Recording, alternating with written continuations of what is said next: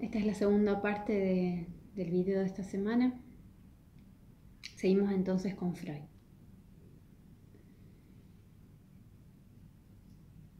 Quedamos en que la repetición en el juego, la compulsión de repetición en el juego iba conectada a una ganancia de placer de otra índole directa. Recuerden que estamos pensando la conexión con las pulsiones del juego y las pulsiones. Dice Freud que los niños repiten en el juego todo lo que le ha hecho gran impresión en su vida. Señalo, destaco la palabra impresión,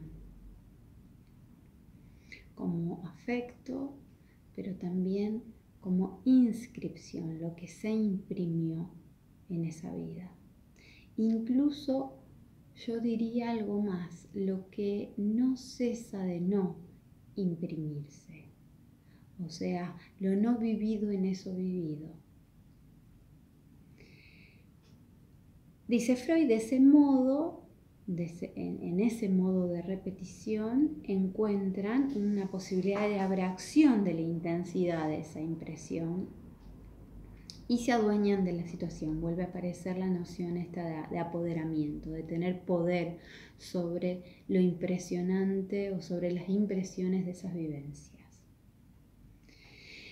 Pero incluso dice que bajo el imperio del principio del placer, o bajo el principio del placer, ya no habla de imperio, bajo el principio del placer existen suficientes medios y vías para convertir, escuchen esto, para convertir en objeto de recuerdo, digo porque estamos también en las primeras vías de las primeras clases de la vivencia de satisfacción y de dolor. Entonces, bajo el principio del placer existen suficientes medios y vías para convertir en objeto de recuerdo y elaboración anímica. Freud acá casi creo que es la primera vez en este texto que usa ese término, elaboración anímica, lo que en sí mismo es displacentero.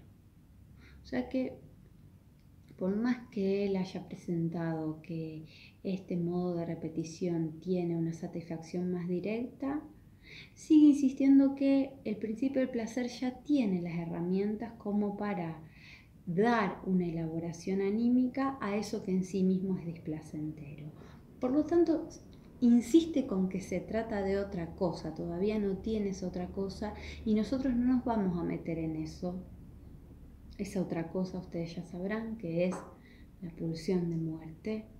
Digo, no nos vamos a meter en eso porque nos interesa esta compulsión de repetición, que es lo que lo lleva a leer a Freud, la pulsión de muerte. Arranca de la compulsión de repetición. Nosotros nos vamos a quedar ahí para pensar el síntoma en los niños.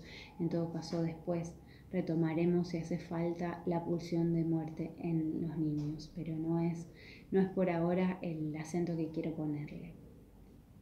Sin embargo, dice Freud, queda por atestiguar, por ser testigos de la acción de tendencias situadas más allá del principio del placer, tendencias más originarias que el principio del placer e independientes de él.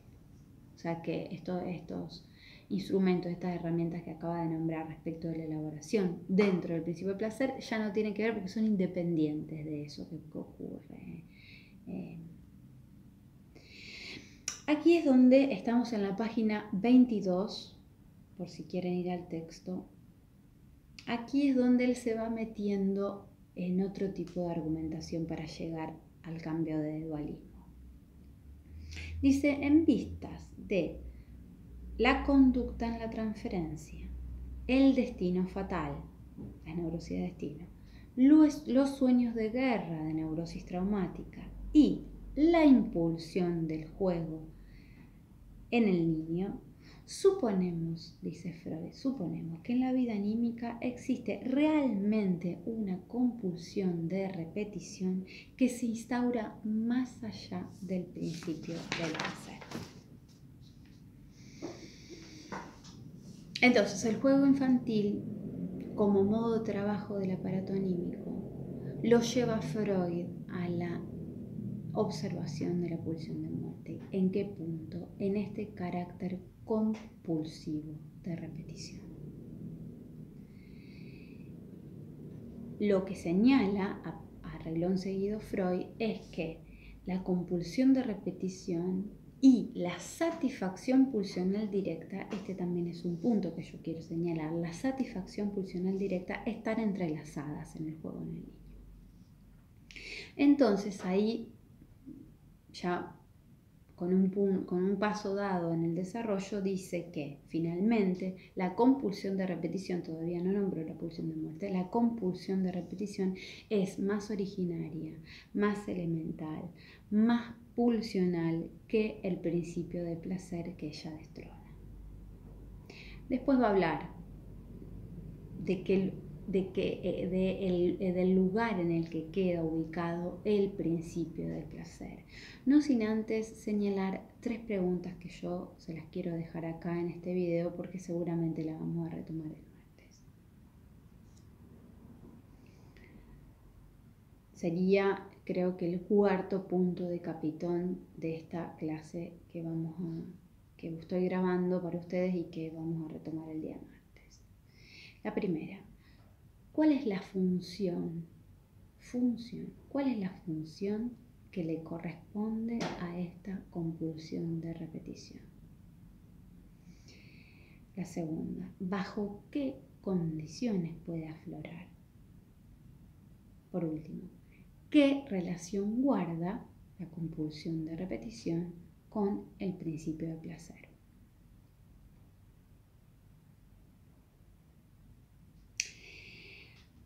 En la indagación freudiana que sigue, estoy más o menos en la página 35, siempre el recorrido es por el borde que plantea el juego infantil. No se desvíen con otras cosas que los vamos a dar en los prácticos, pero el punto acá clave es este modo de trabajo psíquico que es el juego. Es decir, por la página 35, sobre la compulsión de repetición vuelve a retomar y a situar el juego infantil y se queda con esta consideración que había hecho un poco antes sobre que se trata de un dominio sobre la impresión intensa, de dominar esa impresión. Incluso dice que cada repetición parece perfeccionar ese dominio procurado. Pero el niño dice, y esto es muy importante por las cosas que nosotros ya hemos nombrado en otras clases en este seminario, pero el niño se mostrará inflexible exigiendo la identidad de la impresión. Esto es muy común. Cuando se le lee un cuento a un niño, se les inventa un cuento, un relato, incluso a veces aparece en el juego que no quieren quieren que eso quede armado así y volverlo a armar así. Encontrar esa identidad de la impresión.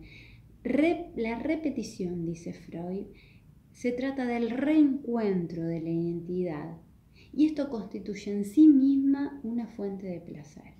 Esto es muy común para nosotros. Por ejemplo, estamos, qué sé yo, ahora es un poco difícil, pero estamos en una reunión con amigos en un bar, póngale, y empieza a sonar una canción que uno conoce y que le gusta mucho, ¿no? O en un recital que se le pide a, yo iba a decir Spinetta, ¿no? Le pedíamos al flaco que toque tal o cual canción, bueno, porque es un reencuentro con esa identidad que constituye una fuente de placer que uno no sabe mucho cómo es que eso está dado así, pero tiene que ver con la repetición. En los niños pasa algo similar. O empieza a constituirse esa repetición que tiene el alcance de encontrar una fuente de placer inédita.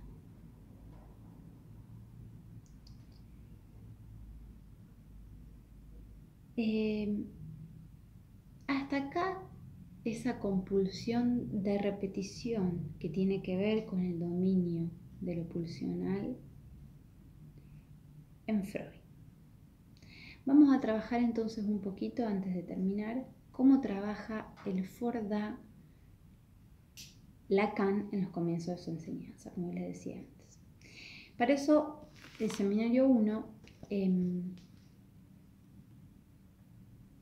la página 257 dice lo siguiente: el niño se convierte en amo de la cosa en la medida que la destruye.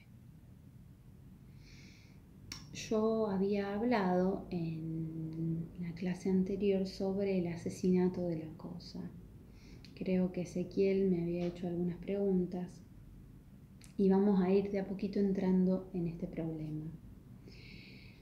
Lo importante, dice Lacan, lo importante del juego del Forda, lo importante de ese se fue, regresó, es que va acompañado desde el origen con una manifestación del lenguaje. Así, dice el niño, lleva al plano simbólico el fenómeno de la presencia y la ausencia. Vuelvo a decir, lleva al plano simbólico el fenómeno de se fue, volvió. Veremos el martes entonces en el seminario cómo es que el momento en que el deseo se humaniza es también el momento en el que el niño nace al lenguaje. Deseo, lenguaje van ahí de la mano. Deseo, lenguaje, juego, deseo, lenguaje, satisfacción. Fíjense que esto está completamente relacionado con el texto de François Dolto que vimos la vez pasada. Esto es una lectura del Forda freudiano en el seminario 1, los orígenes de la simbolización en el inicio de la enseñanza de Lacan. Este planteo luego estará articulado en el seminario 4 con el registro de la llamada. Le agrega Lacan a esa simbolización primaria de la ausencia y la presencia, la llamada, con la cuestión de la frustración y el objeto primordial, que es la madre.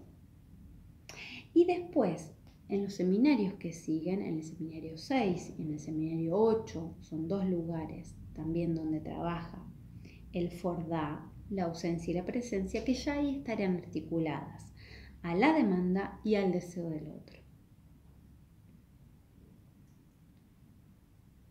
El niño como objeto de la falta del otro lo vamos a ver en el seminario 11, pero vamos a ver que está completamente articulada a la presencia y ausencia y a su propia desaparición. Esto que yo les decía, que Lacan interpreta que el carretel es el niño.